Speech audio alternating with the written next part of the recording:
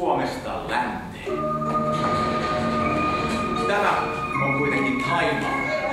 Kouvola on meidän kotipaikkamme. Isäni oli kuin kuka tahansa suomalainen mies. Kävi töissä. Säntillisesti. Puhui asiaa. Ja autourheilusta. Joi perjantaina. Paljon. Toivoi Ruotsin kaatua jääkiekosta. Kovaa! Kehui rakkauden, niin hän ei kuitenkaan antanut vastakaikua. Siihen aikaan ei vielä osattu puhua pedofiileista. Mutta sellaiseksi opettajat arveltiin. Jumalauta, Mikko! Niin ensirakkauteni kuivui koko. Mikko! Mitä minä tehdään sinun kanssasi? Solani. Rakas. Niin? Muistatko, kun tapasimme ensimmäisen kerran? Totta kai, se oli silloin 2 vuotta sitten siellä työpaikan illanvietossa. Ajattelin silloin, että olet hyvin kaunis. Kiitos. Vähän samalla tavalla kuin Victoria. Ruotsin prinsessa. Ai. Mutta että omat samankaltaista ymmärtäväisyyttä kuin Astrid Lindgren. Nyt ystävyytemme on kasvanut rakkaudeksi. No, pidä sitten yksin aivan pienen ja vaatimattoman kalasin.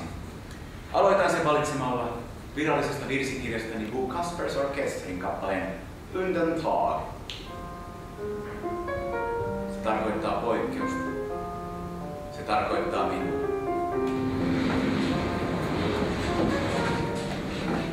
Olohuoneessani minulla on pieni alttari tällä ehtoollisella. Kristinuskona oli Jeesus. Ruotsalaisella sosiaalidemokratialla Olof Palme.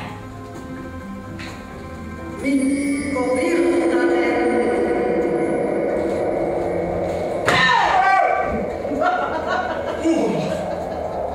Olof, sinä tulit takaisin. Ja tää on Alvi Hansson. Minä rakensin Ruotsia ruumiin kiristämisen sijasta jakamalla oikeudenmukaisuutta. No siinä hyvä ohje myös nykyisille päättäjille. Mutta menit pois sydänkohtaukseen syksyllä 1946. Onneksi minulle löytyi puolueen sisältä arvoisini jatkaja. Minun puhelinnumeroni löytyy puhelinluettelosta. Tage Erlander! Pääministerille täytyy voida soittaa, jos maassa on jotain Minä vialla. luoven suuren seuraajan. Hänen nimensä on Anna Lind!